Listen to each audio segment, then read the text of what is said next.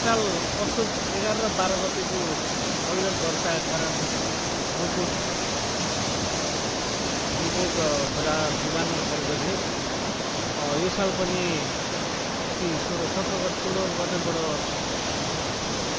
आएको अविरल वर्षाका कारण हिजो बेलुका धेरै त्रासदीपूर्ण जीवन बिताउनु पर्यो हामीले। रातमा रात बित्ने हुन्छ हाम्रो भनिन्छ कौलजोले हाने कुकुर सब्जी खानु पर्सिन्छ भने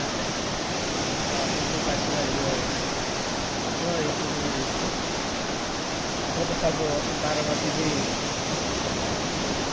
घटनाले स्मरण गराएर सक्दैनौँ। अहिले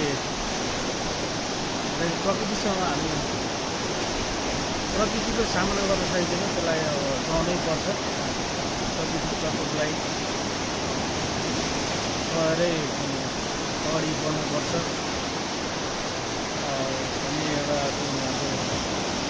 भए पनि हामीले अहिले तुरन्त सुनकोशी अहिले जति सोचेको थियो त्यसको बाद रूपमा आएर आएको